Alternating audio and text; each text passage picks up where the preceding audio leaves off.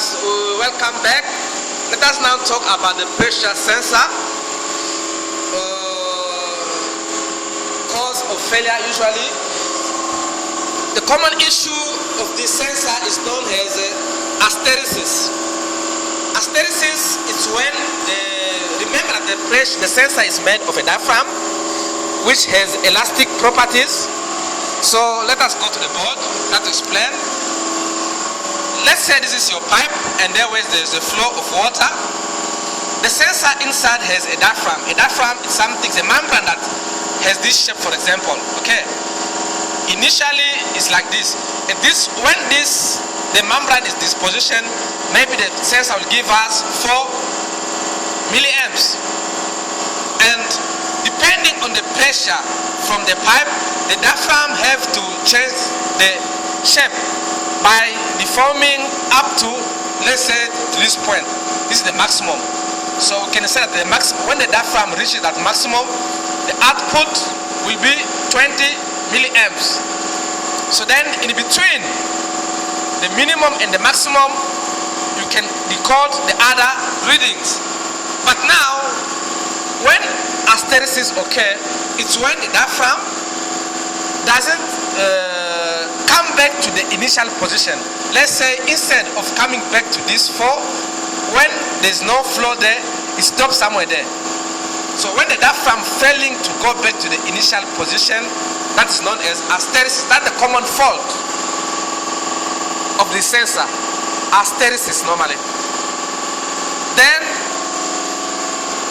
there are many people doing some research to be able to detect that fault, because this fault normally might have a bad impact, as you'll be having an incorrect reading or an incorrect pressure which doesn't represent the actual pressure of the pipe or of the tank of the process in the vessel. Okay, now we said to connect the pressure sensor, we need to connect it in a loop powered circuit. This is your pipe, that is your sensor.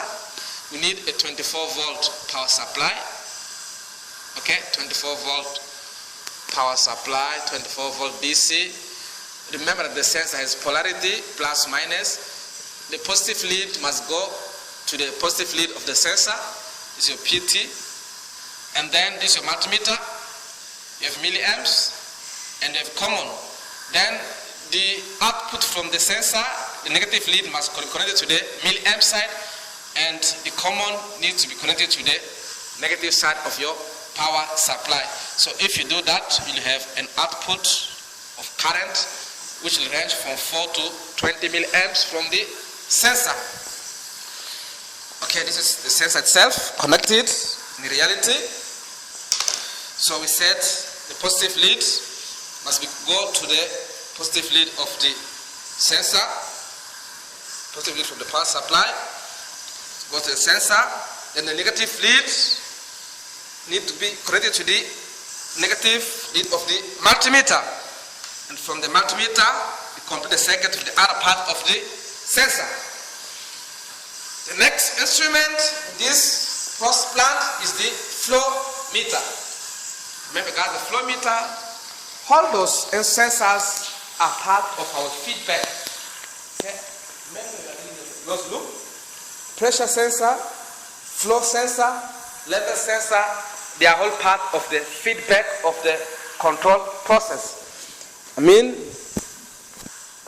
remember we have this, okay, the marker is not writing. Okay, this is our set point.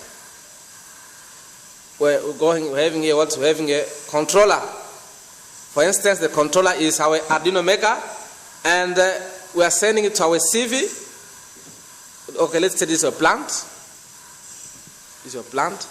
Then this is your feedback, plus, minus. Can you see that your feedback is made of sensors, which can be, in instance here, feedback is made of, can be a level sensor, can be a pressure sensor, or a flow sensor.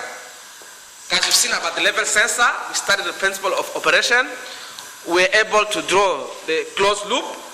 We're able to do some measurements, and related to the level, We know the output from the sensor, it's capacitor probe level sensor. We did the same with the pressure sensor. We're able to draw the closed loop. We know that the output is 4 to 20 milliamps. And for us to be able to get the current output, it needs to be connected in what's known as loop powered. And your output is 4 to 20 milliamps. Now, I want us to move on to another sensor, known as temperature sensors, which are in this lab. We've got 2 of them at the moment. We've got a thermocouple and an RTD. So now, to this video, or the next video, let me put in the next video, I'd like to do some wiring and show you how to connect an RTD and what result to expect. Before I go there, guys, in everything we are doing, I want you to remember something. It's very important to show you that as engineers, what we're looking about is to deal with things such as dead time, because our control, for it to perform well, we need to achieve or to be able to have as minimum as dead time we can. We're looking for a very small dead time in the process. The dead time, we'll never avoid it for many reasons, but all we can do is try to minimize our dead time. How do we achieve control? I want to show something. Guys, this thing, what we do in any plant, after building this physical plant and loading the software, and for instance, we're using MATLAB 2013. I want to show something, how I'm using 2 controllers, neural network and PID controllers. Okay, I'm showing something there. This is my PID controller. P means for proportional, and I is for integral, normally plus derivative. In our case, the derivative was equal to 0. When you sum, anything plus 0 is equal to whatever. So that thing we're summing with. So that's why we took off the derivative. If you check there are some values, 0,5 and then 24. Those we call them the gain. For me to be able to control the process in this pipe here, so in this tank, I need to get the correct parameters. The capital gain and the integral gain. So after finishing building your plant, what you need to do, you need to come back to this transfer function. Okay, there's a transfer function we consider is A e to the power minus lambda s over 1 plus, I'll call this beta s. This is very important. This is the transfer function, first order, because to the power 1. Okay. Now, what we need to know here, those variables, 1, 2, 3. When I finish building the plant, so I have to do some simulation in MATLAB using ident command to obtain those parameters. What is A? A is your gain. Okay, the gain, and this is equal to change of output over change of input. So the change of output over the change of input will give you the gain. For any process, normally the ideal gain to achieve control, usually you want the gain must be close to 1, usually. Okay. So for me, if you check in this tank, there is water coming in and water going out. So for me to maintain the level at a given point, the flow in needs to at least match the flow output. What is lambda here? Lambda is your dead, known as your dead time. Very critical. Sorry, not dead, it's dead. It's dead time. Very critical for engineers. Let's say I have a process for level, in instance, I want to go from 50%, okay, to 70%. So the input, the step input will be changing straight. That's my step change without duration. But now the process, the level, will follow a slope like something like this. Can you see?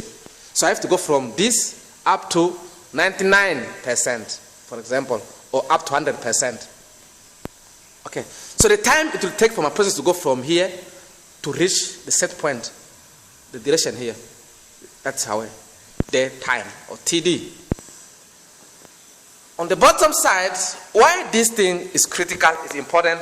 Remember guys, let me just give you an example. Let's say you are driving a car.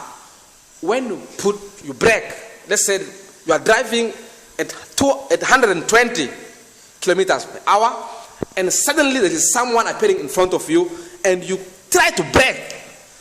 If your car takes 5 minutes to stop, and the person is within 1 to 2 meters in front of you, I think it might be too late. The person will die. The same thing when it comes to process. So if I want to change the set point from 50 to 70, I don't want this to happen after a long period of time.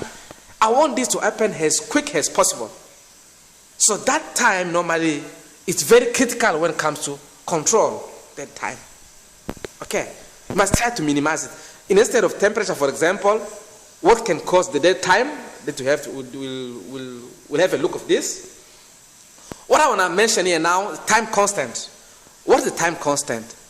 As you've seen in this slope here, the process is changing from this point until it reaches the required set point. From the point where it starts changing up to where it reaches 63%, okay, of change, this time here is known as one time constant. Okay, 2, 3, 4, 5. Each process normally from before it will reach the required set point from one change to another is made up of how many? It's made up of 5 time constant. 5t. This is 2t, 3t, sorry, it's 1t. It's here. Delete. So from this point to another 63%, that will become away 2t. The second time constant. This is the first time constant, the third time constant, the fourth, and the fifth. The fifth is here. 5t. And this is 4t. So each process needs to go up to 5 time constant before it reaches the required step input or set point. Okay, so usually what we do, after finding those values, gain, dead time, and beta, we got some special formulas we use to find now the PID parameters. So we take those values, we plug them on the formulas, then we can get those 2 or 3 parameters for the PID controller. I'm sure that was it for the transfer function, dead time. Now let me quickly move to the next step about the temperature sensors.